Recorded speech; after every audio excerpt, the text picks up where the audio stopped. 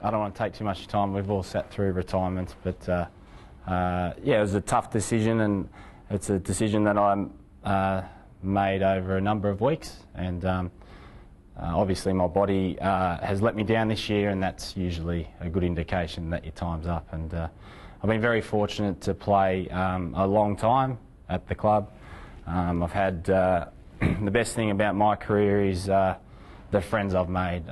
They're from the club, the coaches and the players, they're my best friends. So I'm very lucky in that regard, and that's something that everyone should aspire to, that when you leave the footy club that you have great mates, and that's something that I'll take away with me. To the boys, yeah, what do I say? I think I'm going to find it very hard to leave because I do enjoy playing with you every week, and I do love wearing the jumper. I generally think that this club is very special and it's a great place, and you guys mean a lot to me, and I look forward to catching up with you over the next few days. Fletch, great mate, played, you know, what have we played, 14 years together, and I'll miss trying to beat you down the foyer in an interstate game in our gear and getting out after a win, and I'll miss being able to do that, mate, and you've been a great friend, and I look forward to catching up afterwards. Ricky, done a lot together, mate, so thank you very much. All the boys, Joby, you know, I've tried to support you as much as I can, and you're a great leader, and I think that's one thing I walk away from the footy club is probably knowing that we're in a great spot. Maybe that this year hasn't been ideal for us. We still can win on the weekend, and it'll be our best season in 12 years, 11 years, which is still pretty good. But yeah, I look forward to having a beer on Saturday, Sunday, Monday, and so appreciate it, boys, and I love you very much. And I've had, I couldn't have asked for a better time that I've had on and off the field. It has been incredible, so thank you.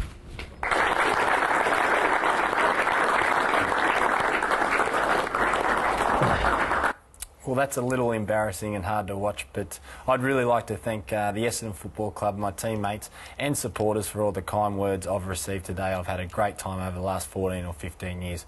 But joining me in the studio tonight is a very special guest, the Brownlow medal favourite and the skipper of the Essendon Football Club, Joby Watson. Thanks for having me, Spike. It's been a fantastic career, mate, and your teammates really do love you, and I think that the way you conducted yourself over your entire career and your family now is really going to help you move to the next stage of your life, and it's very exciting. But I want to thank you from what you've done for the football club. Thanks, Job. I'll pay you later, mate. Mate, this year, how do you assess the year as the captain of the footy club? How have you, I suppose, approached you're coming into the last game, and you'll sit down with the boys and you'll have a chat about how the year went? How do you find it? Yeah, it's been disappointing. I think that the way that we started the first half of the year, we'd improved in some areas, and but the second half of the year has been disappointing. And as a playing group, you know, we set some high goals for us and for ourselves, and one of those was to really improve. And I thought we were able to do that in parts, but the consistency level hasn't been what we would have liked, and we're going to have to go back again and really try and work on that. As a teammate, I find you a very team-orientated person. You certainly always put the team before yourself, but you are one of the Brownlow favourites. How does that sit with you?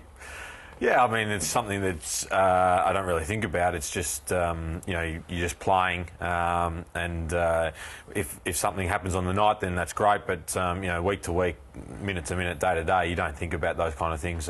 It's sort of something that I think once the season's finished, it sort of you think about it a bit more. You're a quiet person naturally, but you certainly are loud on the field with your instructions and off it in terms of what you want out of your group. Does that come naturally to you, or is that something that you've had to work on over the last few years?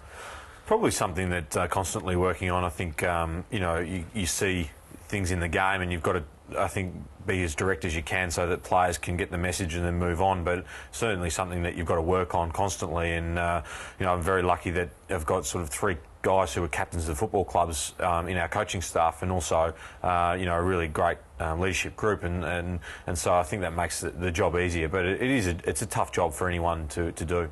Football can sometimes consume us and control our lives and our private lives. You like to get away at the end of the year. What's some of your interest outside of football? Yeah, I suppose. I think travel's always a good way to finish the year, and it can be a long time, and being surrounded in Melbourne and football related sort of things. So I think it's important for players to be able to go away and enjoy their off season and just relax the mind, both and physically. Relax. So I've been able to travel for the last sort of 10 or so years, which is one of the benefits of playing footy, I guess. Well, let's give us some of your destinations. Where are some of your favourite places in the world you like to go? There's plenty of good ones. I've been with you to a few good ones, and I remember my first trip away was to Cancun in Mexico. It was an experience, and but I'm a big fan of the American sport, so I'm going to try and get over to the States once the season finishes, and go and watch some college football, some NFL, and might even get to Las Vegas for a period of time. Good on you. And obviously the players will get some time off. When do you think the players will need to be back for training? And do you expect the players to have 2 or 3 weeks off to really let the body relax? And do they start training and doing their own training 3 or 4 weeks into their break?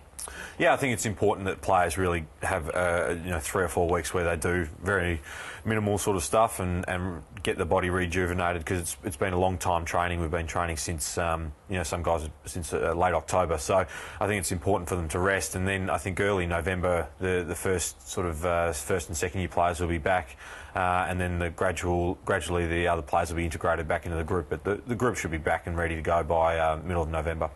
Joby, now to the Home Truth viewer question of the week, and the question is, what was your season highlight?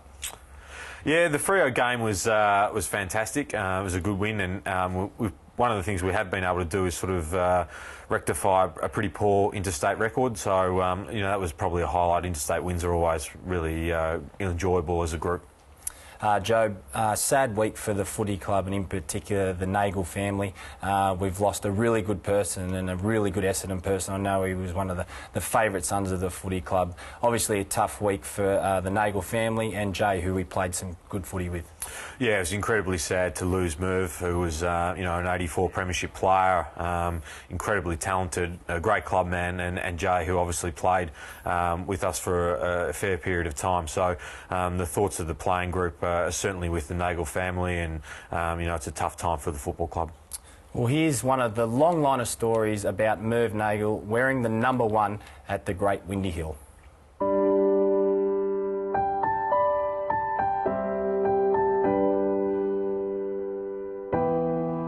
Hey Doc, remember the day that Merv tried to punch a hole in Sheeds' locker? Hoops, there's a lot more to that story, and I think we should reminisce on that. Okay. I think it was about 83. Remember, Merv was a pretty lazy trainer at times. He was. And Sheeds got pretty unhappy about that, and he said 10 laps. I think he lasted two. And then the Merv Nagel temper came out. I think he just stormed up that race with some bad words and bowled into the change rooms. He did. And I think you and Kevin Egan were there. I think I followed him in, but you could tell what happened then. Well, I think he tried to punch a hole in Sheeds' locker. Which was unsuccessful. Absolutely. So they opened the door, took all his clothes and all his paperwork and threw them all over the rooms. And then everywhere. Scattered everywhere. Absolutely. And then stormed out the door with expletive deleted, quit. Exactly. And I think he said it twice. He did say it. Off he went, and then what did you do the next half hour? I'm off out of here. I worried a lot. I walked around, I picked up all the stuff and tried to get it back in the locker in order, which is pretty difficult, but it was everywhere. Good. And then, did Merv play that week? I'm not sure about that. He did play that week, yes. Well, how did he get off that? About an hour and a half later, typical of Merv, my phone rang. Yes, Merv? What do I do now? That'd be right. And I said, probably go round to Sheeds and apologise. And he did? Well, fortunately, Sheeds loved Merv. Absolutely did. Everybody loved Merv. And your wife loved Merv. I think your wife loved Merv. Everybody loved Merv. Absolutely. My mother would have called him a scallywag, and that's what he was. I think he was just a naughty boy. Naughty boy? No, fantastic. Yeah, terrific. Very, very sad. Terrific guy. Yeah, absolutely. But yep. Wonderful memories. Absolutely. Couldn't agree more.